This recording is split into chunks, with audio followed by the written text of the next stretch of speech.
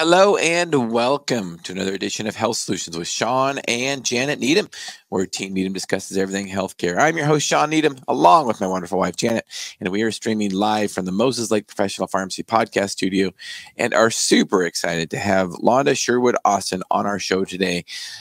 She is going to be discussing her menopause journey and just menopause in general and some tools that she has to help others to overcome menopause. So, Londa, without further ado, welcome to our show. Thank you very much. I'm happy to be here. It's so nice to actually be able to have a conversation with you. Yeah, and that's what this is going to be. We're just going to introduce you and you can share your story and we'll just ask some questions. So go ahead and start with a little bit about your background. Yeah, well, that's a big question. That is, right? You don't have to start from birth. Yeah, so I was born.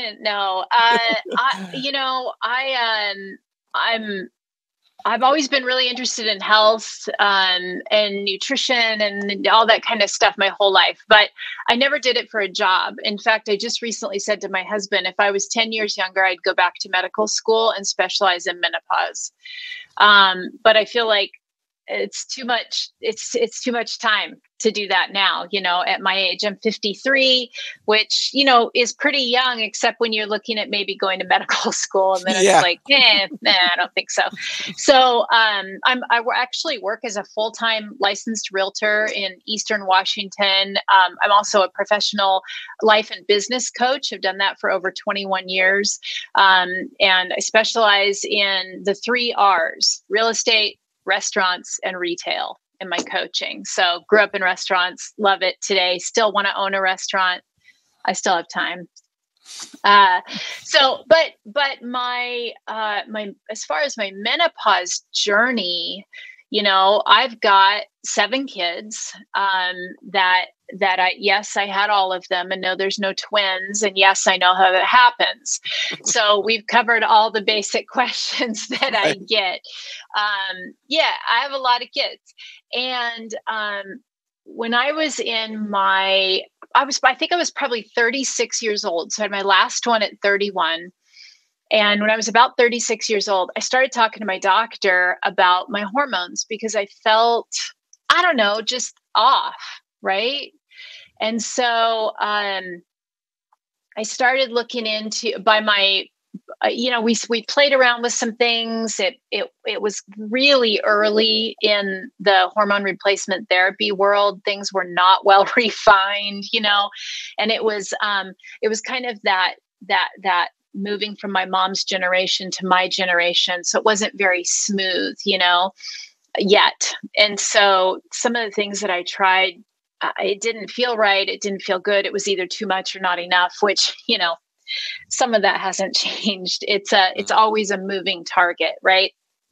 So, but I was on some kind of hormone replacement therapy for, I don't know, probably 10 or 12 years, which I'm very grateful for now because of recent research that says better that you start earlier for long-term health. So, but the big surprise was in 2021 when I found out I had cervical cancer. And that was pretty shocking to discover that, and decided, well, I didn't have any real option except to have a hysterectomy in order to deal with that. The other options just weren't going to give me clear margins, right? So did that. The doctor said, hey, no, it's great, though. You get to keep your ovaries. And the doctor that did this surgery, my doctor at home, because I was on a kind of in the middle of a 3-year sabbatical. And so I was at my home in Florida when I got this diagnosis, and it was winter. I'm almost at my 3-year anniversary. It was winter. And I thought, well, if I have to convalesce, I'd rather do it by the pool in the sunshine than in the cold Pacific Northwest. So that was a no-brainer for me. So, but I was in contact with my home doctor here in Eastern Washington, and he said, yeah, but let's really watch your levels, your hormone levels, because while you do get to keep your ovaries, they may react to this hysterectomy and, kind of go on a rapid decline. And they did, but it took a couple years. So they teased me for a couple of years, and then in this last year, we now have blood work proof that they're dead. They're gone. They've given up the ghost, as it were.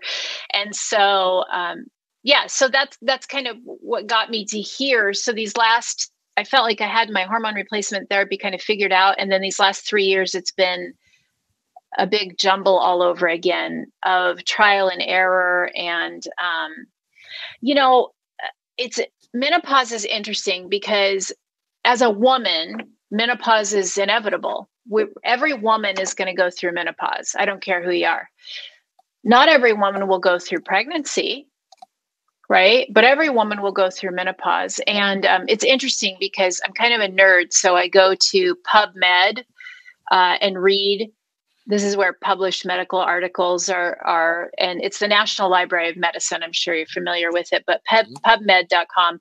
And if you do a little search in their search engine for pregnancy, you're going to get about 1.1 million returns of published medical research articles, right? You do the same search for menopause, you get 96,000. Wow. So it's startling to me that not every woman will go through pregnancy, yet we have about 10 times the amount of research and information, et cetera, just by looking at this one resource than we do on menopause, and every woman goes through menopause. So I think this is one reason I'm so interested in the topic. I don't think we talk about it enough. When I had little kids, I had a Facebook group that was for moms, and now the kids are all grown up. And so I have a Facebook group for midlife and menopause, because that's just where I am in life. And I don't want to go through it alone.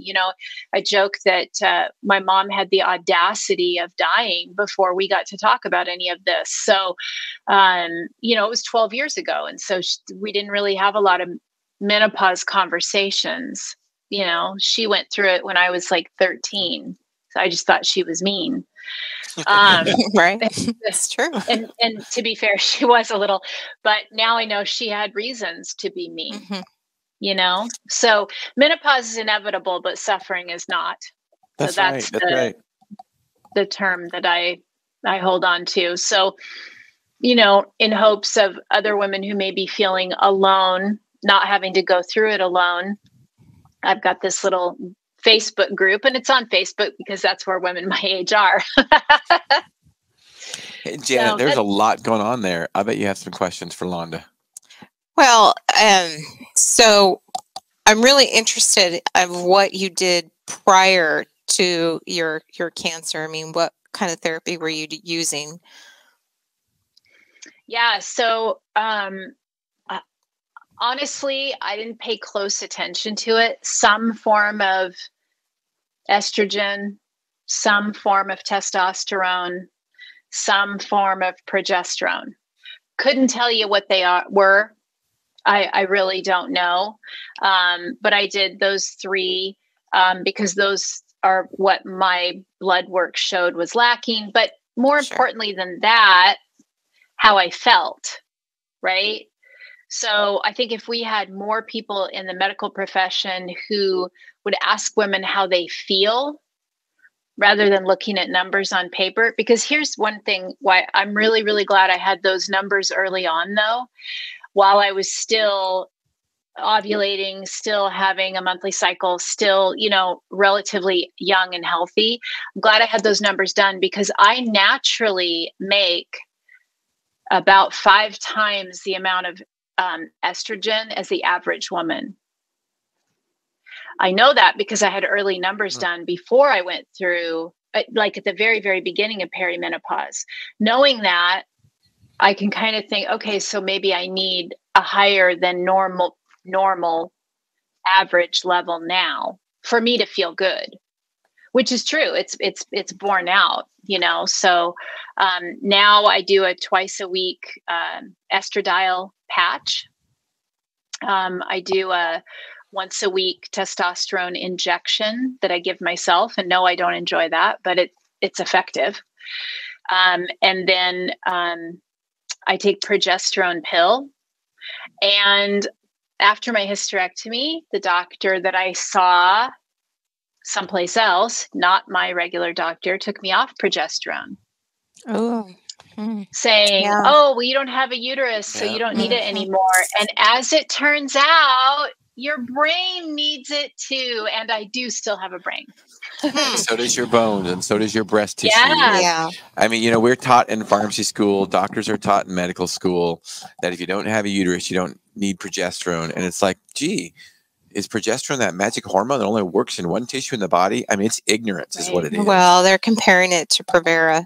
So and they're trying to compare it to something that's not even the same. It's so different. So, well, I'm glad you, I'm glad you didn't get in that trap of not taking it, because like you said, I did for a while, but it explained why I felt so bad, you know? Right. Of course. So. Yeah.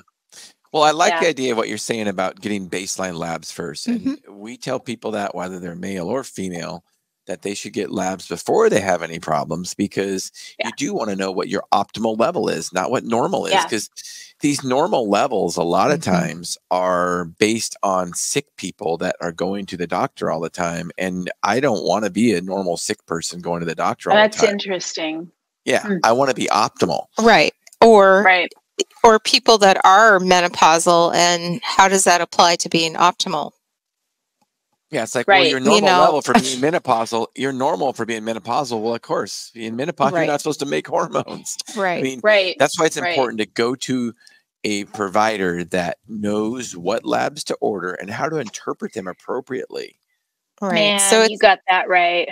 So it's what objective are we trying to achieve? And when you just put it on paper and you have a value, that doesn't always define where we need to go and how to get there. So, you know, the first piece of your puzzle missing was the progesterone. So how did you get that back? Did somebody else talk to you about that? Or you just said, I didn't feel good? Or yeah. So because I was on this kind of 3-year walkabout, I wasn't talking to my home doctor as consistently as I probably needed to be. And so it was just a different doctor in a different city where I was doing my 1-year follow-up post hysterectomy, and had a conversation. And, you know, she said it with such confidence. Oh, the latest research shows that you don't need progesterone if you don't have a uterus. And I thought, oh, well, okay, that'll save me a little money. Yeah. Right. I mean, you don't think like, oh, one less thing to do. Right. Okay. Right. Well, then I moved back to Eastern Washington permanently in August of 2023, got in with my doctor right away to get reestablished. And he said, okay, so, all right, let's see what we got going on here now. Let's get all caught up to date. And when I told him that, he freaked out. No, let's get you back on that immediately. And here's why. So I love my provider because it's the what and the why. Right. Also, and this is the kind of provider you need to look for, right? Somebody who tells you the what, the why, and is open to conversation. I probably, teach him as much as he teaches me because I'm such a voracious reader and learner. And we have these back and forth discussions all the time. And he's, I have an advantage. He's not just my provider. He's also my friend. He's also my client, my real estate client, so I have a little closer relationship, but most of the conversation happens, at my appointments. So you can do that. I think a big problem comes in when you have a provider who's not giving answers. And this is something that I've just discovered talking with so many other women. Well, my doctor told me I'm not in perimenopause. Well, and my question would be, how would they know? Honestly, if you're not getting cooperation from your provider, find a different provider. And if they say things like, well, the most recent studies say, or trust the science and don't do your own research, go somewhere else. Seriously, for right away. sure. Right For away. If sure. they say, well, just trust the studies, go somewhere else. And by the way, the study that provider that took you off progesterone, they're referencing, that's a study from Premarin and Prevera back 70 years ago. Right. That is so old. It's not even funny. It's so sad. It's it's practicing on a premise that somebody tells you this and you just keep going. You just keep saying what they said over and over again without any data to really prove what you're saying, and not even understanding what you're saying. Because I know today, if I talk to several providers, I would get the same answer, but it still doesn't mean it's right. Right. Exactly. And now I know, because I did the research and now I got that information and, was mortified. I am really happy with what's happening though in the menopause space, because we do have a small group of mostly female providers now that are making it a specialty, and they are demanding more. Right. So I was, one of my favorite resources is Dr. Mary Claire Haver. And she has a podcast called The Pause Life. She's written a couple of books. A 20 plus year OBGYN double board certified, who now closed her practice with babies, now specializes in menopause and has for like the last 3 years. She's got a huge platform, really came into a huge platform on TikTok accidentally just a couple of years ago, and is using that platform to gather lots of research and to bring more awareness. And so she shares about other providers that are in this space that are really at the forefront, and they're demanding more for us, I agree. Jen, I've been doing this for 25 years now, and it's changing a lot. And I really like to see the direction it's going. And I agree with you. One of the reasons why is because there's more women that have become into the medical profession and driven that. And, and then they got to menopause and realized, well, wait a minute, I'm not so crazy, Oh, seriously, Dr. Haver talks about that very thing. When she went to medical school, her entire instruction on menopause was a 1-hour lecture in all of medical school. A 1-hour lecture for something that 50% of the population absolutely is going to go through and will spend, a third of their life in it. Ugh.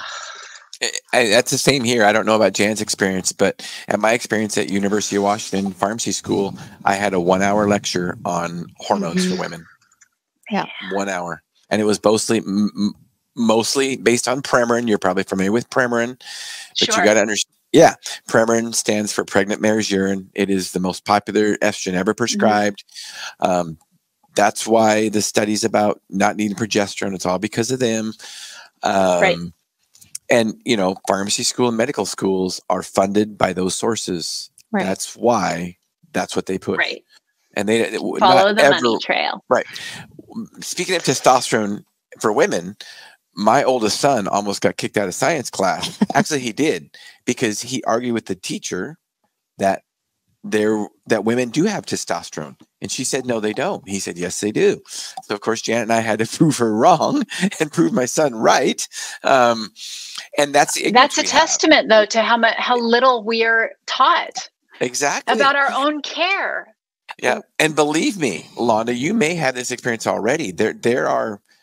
It's getting better. But 20 years ago, there were doctors that didn't think that women made testosterone. I'm serious. Right. They went to medical school and they didn't think that women made testosterone. I still fight that regularly about the benefits of testosterone for women.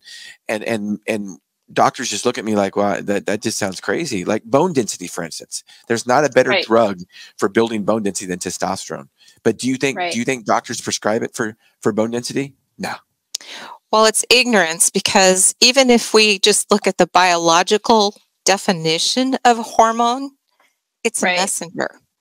And we don't just have reproduction as our only goal in life, right? Our only, thing that we do. And so it's really tragic that we throw it, estrogen, progesterone, and testosterone, and there's others, DHEA, all into this, just this reproductive part, which is super important. I understand that, but it also played a role prior to being able to become pregnant and then after. Exactly. So it is ignorance on all levels. And sometimes I feel like it's chosen too, like Shawn's saying, because there's no financial incentive. I mean, the financial incentive for us in menopause is get that hysterectomy done, then get the bladder meshes in, then you get them on whatever. And it's not always the best option for everybody. And it's sad because, if we even looked at just on the emotional and relationship level, you have to wonder how many women in our age group probably went through some type of divorce or breakup and having issues with relationship when it could have been different if they had the tools to manage what they were facing in their life, because it's a real physical thing. Yeah. Yeah. Even just talking about symptoms is so helpful. And all my girlfriends who are near my age, they have menopause conversations, whether they want to or not, because it's just what I talk about. Right. And then I find out they really don't have anyone else that's talking to them about these things. But even the symptoms that I remember, talking with a medical provider, not the one that I see consistently, but a different one. And asking about some of the symptoms I was having and could they be hormone related, and being told absolutely not, and finding out absolutely yes. Absolutely yes. My itchy skin. No, nobody talks about how itchy skin and the headaches and the temperature regulation. Yeah. Oh my God. Probably my most frustrating symptom is inability to regulate my temperature. I'm freezing cold all the time, but at least I have hot flashes and night sweats. Like, really? Come on. Yeah. I mean, and there are so many other chronic type diseases, we already kind of hit on them, that are hormone related. Osteoporosis, for instance, that we prescribe a different drug for. We don't give them hormones, even though that's what they're lacking. Urinary incontinence, vaginal dryness, urinary tract infections, all things that are related to hormones that we prescribe all these other drugs for. Yet, the fix is balance the hormones, and not just estrogen. Women don't have just estrogen, right? Progesterone, testosterone, all those things in the right balance, the right dose.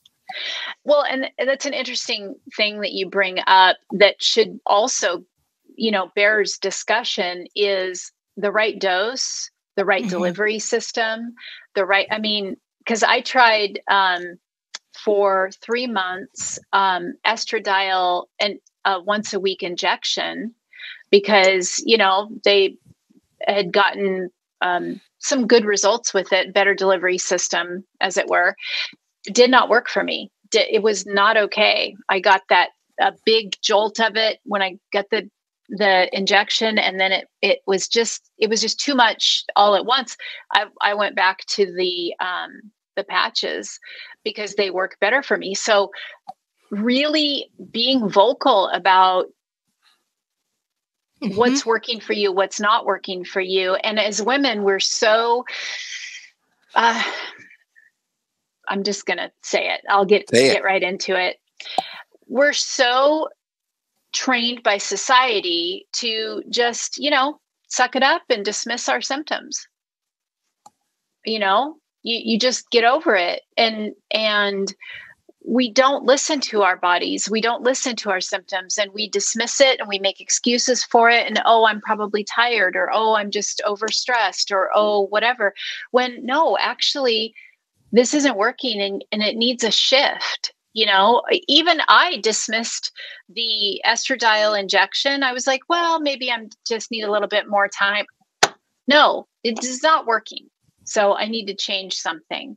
And then even, when we just about maybe 5 weeks ago changed my dosages, I went up in dosage because I got those lab results that, even on HRT, my numbers were almost zeros. Like, oh, okay, those ovaries have officially said goodbye to this world. And so, we increased the dosage. And he said, okay, I'll see you back and we'll test again in 3 months. I said, nope, we're going to have a conversation in 30 days because I'm not suffering for 3 months if it doesn't work for me. Right. One thing to remember is our providers work for us. That's right. We employ them. My insurance company and myself pay big time to employ them. So the shift for me really was years ago when I realized, they are my employee. I kind of look at it that way, right? Like I'm hiring them to do a job. And so I get a say in it. It really shifted the way that I communicate with my providers. And speaking of the injection that didn't work for you well, one of the problems with any kind of injection, just like you were kind of alluding to with your testosterone, is it's an injection. You got to inject yourself.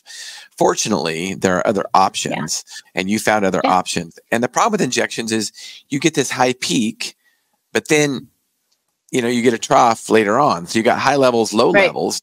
And that's the same with testosterone also. And that's why I like mine and Janet's favorite delivery of testosterone for women is actually transvaginally. So you apply it to the vaginal tissue. It's absorbed great that way. You do it daily. And not only is it absorbed systemically, but you have good local effects too, because there is nothing better for vaginal atrophy than topical testosterone cream. But I think the biggest thing though is, if you don't like it and it's not working, most people don't use it. And I've said this over and over again. I don't care if the provider prescribes it. It doesn't mean that they're using it, right? It doesn't mean you're going to go home and continue the therapy. Because if you're not being heard or you're not liked, I can't tell you how many women I've counseled that are like, nah, that just didn't work for me.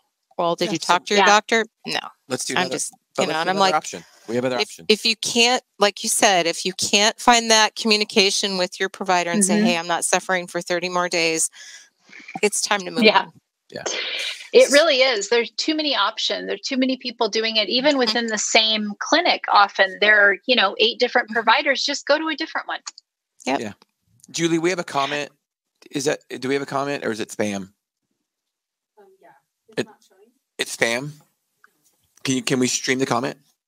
We have a comment. We try to answer all of our questions or comments. Let's see what it is. Yeah, it is normal range for who and what. Right. And what is the goal that we're trying to achieve? Because my level for somebody might be totally different, even if you are menopausal, because of what goal we have to achieve. And, especially like, we talked about bone density and osteoporosis. My ladies that have that, their estrogen levels are going to be higher. Or a diabetic, you want their estrogen levels higher. You want your testosterone levels higher, or your thyroid. So it's subjective also to what the goal is. What are we trying to achieve for this client for their overall health? And labs are just a tool to go along with symptoms and history. And labs, you have to know how to interpret them. Correct. It depends on, and especially if they're on HRT already, when did they have their last dose? Did they just have their dose? Was it 12 hours ago? Right. You have to have a provider that knows about those things, or the labs are literally worthless. If you don't know how to interpret them, they're worthless. Janet, do you have a bone density test that you recommend? Yes, I do. I am not a fan of DEX. I am not a fan of putting somebody through a DEX test because it's so old. It's looking at old bone and it's in the history. What you really want is what's called a NICS test, and all it is taking a sample of urine, and it's looking at the amount of bone that's being excreted, in the urine that day, that moment. So if I have somebody who we want to see if they've improved, in a short period of time with their hormone therapy and their workout, and you can see it turn around, and that's immediate. and it's not expensive. It's very inexpensive. Whereas with the DEXA scan, you can't see results No. for up to a year. Well, who wants to wait a year to see if their bones got better? You want to know what's actually physically happening now and reverse it now, not what happened 2 years or in the past. So the only reason I think that the DEXA scan is still there is because insurance companies are paying for it. Yeah. Really? Isn't that sad? Yeah, and Nick's test has been around for a long time. Interesting. Are you of the school of thought, as you age, less cardio, more lifting? I'm just curious. No, I think it depends on the individual. Now, do I think that we have to be super careful about making sure that we have weight bearing? Absolutely. So Shawn and I are in, groups of people that cycle their bikes a lot. And a lot of those people forget that they need to have that core and that balance. But it doesn't have to be huge weightlifting. It can be just resistance, right? Right. Body weight. So the other thing with it is also your balance, because as we get through menopause and we get past it, balance for people is a real thing. So core exercises force you to be able to hold on to that, and you have to work at it. So yes, weight bearing exercises are important. Now, how that looks is really different for everybody. I mean, weight bearing is walking. It's not swimming and it's not cycling. It could be, resistance. It could be in the gym, lifting weights. But the whole thing is it has to be balanced, right? Because the worst thing that happens to us as we age that's detrimental, especially when we get into our 80s and 90s, if we fall and break a bone, especially our hip, it's game over. Yeah. Yeah. So we need to be strong and we need to have good balance and mobility. Right. That's what keeps us healthy. But I'm not opposed to cardiac at all, because we have always been that way on this earth. We've always had to have endurance. I mean, my father was a rancher. He didn't run all the time. I mean, short bursts or whatever. But most of us, if we were in hunting, gathering, or if we were like my father, you had to endure the work that you did for the whole day, right? Right. You had to, and we sit in offices and we don't move our body like we used to. So I'm not this person that says, oh, your cardiac doesn't matter, because it does. It still does. Endurance is still important. So I don't I'm not of the school that you throw it all out the door. You just have to make adjustments to where you are and what's appropriate for you. So, when I was 20 years old, I didn't have balance issues. Now I'm in my 50s. I have to be careful and make sure that I keep my balance, Yeah. Yeah. You start favoring these kind of things. Yeah, right. And that's why you just have to make yourself do things that might be uncomfortable. Right. So a lot of one-legged exercises. Right. Doesn't have to be heavy weights. We're a big believer in strength training, but we're also a big believer in cardio, and that you can define that many different ways. You have to go ride your bike for 5 hours at a time, like Janet and I sometimes do. But let's remember that our most important muscle in our body is our heart, and not that you can't get a good cardio workout with appropriate strength training, because you can if you go hard enough, but you just got to realize that. Right. So I think it's a balance. I mean, I'm not against it and I'm not opposed. I have a gal who's about a year older than me that graduated from the same school that runs Boston marathons, and you have to qualify to be in it. And she's always been an amazing runner.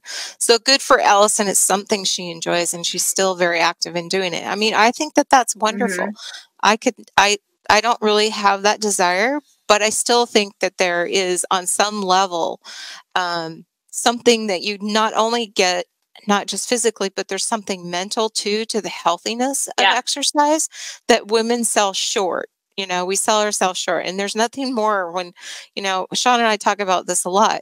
You solve a lot of issues when you're exercising, right? Things don't become so important. You think about it in a different light. Your brain and your, all those neurotransmitters start changing. So exercise is super important to your mental and emotional health. And you said something. Sorry, Shawn. No, well, let's remember this, is that something is always better than nothing. Yeah. You know, that's what we tell, because let's face it, most Americans are so sedentary. Just do something. Start with something. Right. So go ahead, Londa. And well, Janet, you brought up a good point that your friend who runs, she loves it. Right. And I think sometimes we forget to play. Yeah. You know, I live right on the Columbia River, and I walk right out my back door, and I'm on the bike path there, the walking path, and it's lovely. And we often, my husband and I, will go walk at the river. But one of my favorite things to do is to go down and hop. There's these huge rocks that probably 4 feet across and 4 feet off the ground. Lines of them, and one of my favorite things to do is hop the rocks. And I have to think that kind of thing is probably really good for me. I do it because it makes me feel like a kid and it brings me joy. But I would think, probably for balance and all that, it's probably strength, good too. Balance, strength, mobility, right there. Yep. Those are, and we talk about functional movements a lot because let's face it. I mean, we all want to be functional. We don't want to be in a walker. We don't want to be in a wheelchair. So to do things like jumping on rocks, those are functional movements. Because if you can jump on rocks, then you can get up off the couch and walk. Right? Yeah. So sure. My guess is, you live in Richland? Yeah. So Janet and I have ridden that bike path hundreds of times. So we've probably ridden by your house. You probably have, yeah. Probably. Yep. That's a very nice bike path. I love it so much. We walk it pretty consistently. My only problem with it is there aren't any hills, and I like to have a little elevation. It's by the river, so it's very flat, right? Yeah. And I will say that during the summer it gets busy.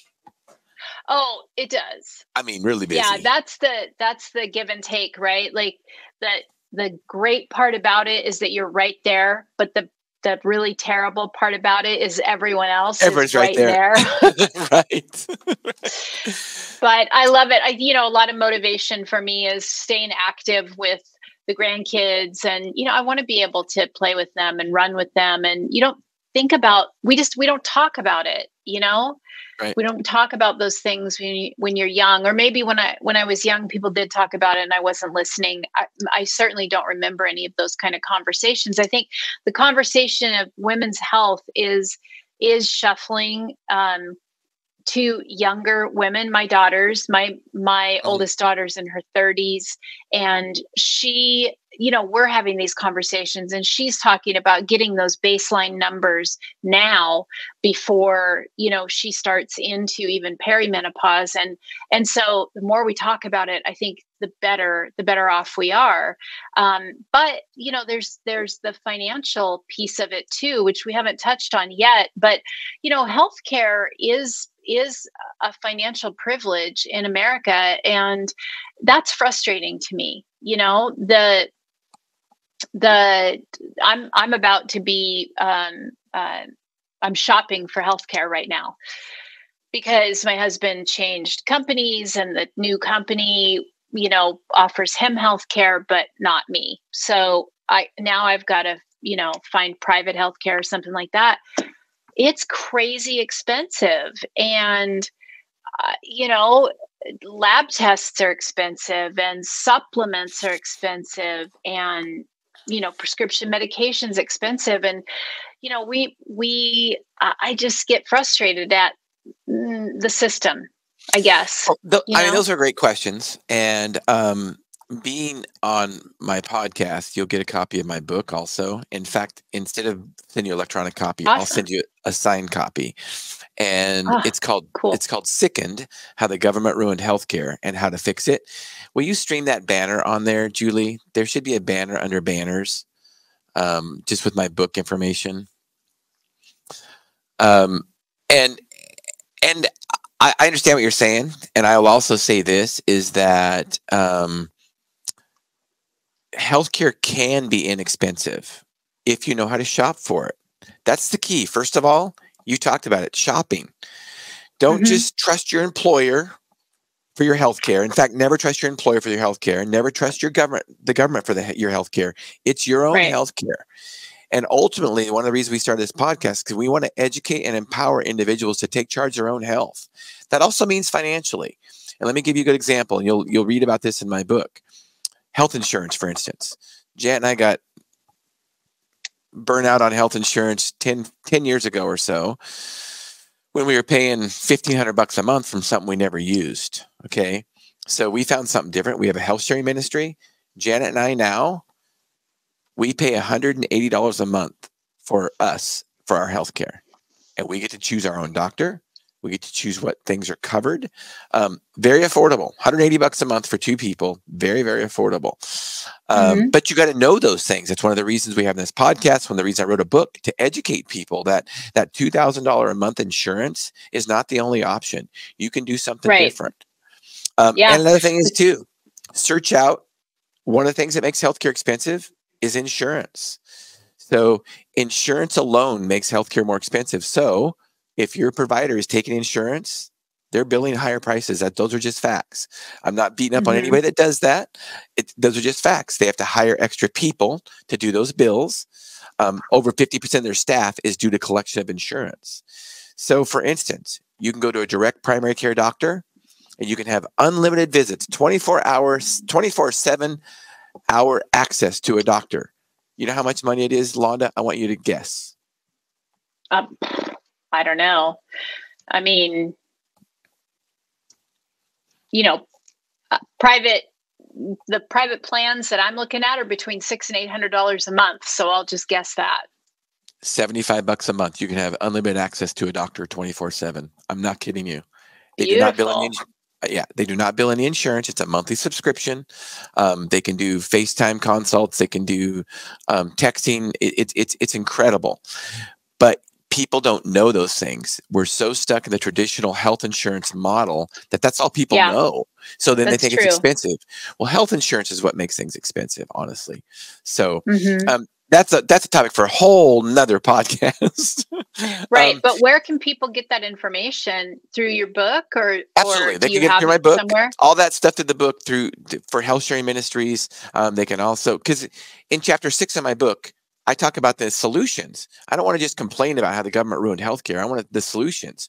And one of the solutions is, first of all, take charge of your own health. The best health insurance we have is not some policy we can buy. I mean, seriously, it's how we take care of ourselves. We were talking about it with exercise. We didn't talk about diet, but of course, you know those things. And then the other things is shop for your health care. So when you go into a place and if they don't know what something costs, walk out. You would never buy a car without knowing what the price is. You would never stay at a hotel without knowing the price is. Do not go to a doctor, to a hospital without knowing what the price is. Go somewhere else. And when you use providers that are cash only and they don't have insurance, you ask them, what's the charge for this going to be? Oh, that's $79.99. I mean, they know right away. Just like our pharmacy, we don't bill insurance. We know prices right away. It's transparent and there's no surprises. You don't get any surprise bills in the mail. That's one of the problems with insurance is you don't get transparency and you get surprises. How do people find those kind of doctors? There is a website called DPC. Just, you know what? Go into any local area that you're in and Google DPC, Direct Primary Care Doctor. DPC doctor. And Londa, I can refer you to, there's not a direct primary care exactly down in Tri-Cities, but they don't call it that. I know. But I can refer you to somebody. Yeah. Okay. So anyway, so this has been great, Londa. We got one more comment we want to stream. I think Jennifer made another comment. And I got to get close for this. Jennifer, I am 39 with a hysterectomy as of 5 months ago. I am not sure which hormones I need to be aware of now. Which areas should I be aware of? Well, that's a very broad question, Jennifer. Thank you for asking. Chances are, if you've had a complete hysterectomy, then you have no hormones left. So you're going to need testosterone, progesterone, and estrogen. At 39, they might have let you keep your ovaries. Your ovaries may or may not be working. That's a more specific question, Jennifer, that I would need more information. If you would message me on Facebook, Jennifer, go to my personal page, Shawn Needham, and message me, and we can start a conversation. Would probably be the best, Jennifer. Thank you for your comment. And Londa, as we wind this podcast up, I want you to tell me what your passion is. Well, growth and contribution. Awesome. That's good. So yeah, I don't feel like I'm living unless I'm learning and sharing what I learn with others. That's awesome. I wanted to add, you talked a few paragraphs back about, menopause and people getting it, learning about earlier and stuff. And here's one of the things that I like to, and Janet and I, this is what we do all day long, is talk to people about hormones. And a lot of them in their 50s like us. And you know what? You're talking about jumping around on the rocks when you're 52 years old, 52 or 53. I can't remember how old you were. 53, yeah. Yeah, 53. I mean, you do not have to be in a walker when you're 53. Life is not over. One of the things that's important is that 50 is young. I seriously, I mean, 50 is very young. 60 is young. 70 is young. We have patients in their 70s. Actually, I think she's 80 now. She teaches jazzercise up to 6 times a day. I love that. Incredible. Now, but she keeps herself healthy. Diet, exercise, sleep. Hormones are a piece of the puzzle. And one of the things is, maybe you can attest to this. When we get into our 50s, we're in a spot in our life that we haven't been for 50 years. We've worked for many, many years to raise our children, to build a business. Now our children are out of the house. We're more financially stable, usually. The last thing we want to do is be sick. Right. We want to live these last many years, with vitality. Right. Yeah, for sure. I mean, the first half was great. I'm ready for the second half. I'm looking forward to it. I'm loving it. You kind of start to pay the price for the way that you lived in the first half in some ways. And so you've got to educate yourself. That's the thing. I think that the one message that I want to really drive home to people is, you don't have to live with whatever discomfort or illness or whatever that you're living with. Don't just sit back and go, oh, well, this is just how it is now. That's just, we don't need to do that anymore. No. I mean, if nothing else, Google is free. There's no reason to not educate ourselves. I mean, we have access to more information today than anyone else in the history of the world. Yet we tend to be the least educated people about things. If something's bothering you, find a solution, seek it out. If you don't know how, ask somebody, and for heaven's sake, share your resources with people. I get to now tell people more about you because I've gotten to know you a little bit more. I hope you tell more people about me. I mean, we're all just here trying to live the best, most incredible, vivacious life we can. And for women in your 50s, I recently heard a woman say, when you're in your 50s, you discover your relevance in the world as a woman. And I have to agree, it's a really cool time of life, and everything is different now, but I feel like I've got the whole world in front of me. It's just the most incredible thing. It's such a great time to be alive. Yeah, absolutely. I'll agree with you, and I'll speak for Janet too. I mean, we're living the best times of our lives, and physically too. We're in the best shape of our lives too. So it's possible. So Julie, go ahead and stream Londa's Facebook. If people want to get a hold of you, Londa, is this a good way? Yeah, sure. I mean, there's not a lot of Londas in the world, so I'm pretty easy to find. My phone number's everywhere because I'm a realtor, so I am really easy to get in touch with. The Facebook group is Midlife and Menopause, if you're interested in that. But yeah, that's an easy way to get in touch with me, Londa Sherwood-Austin, on any platform. Awesome.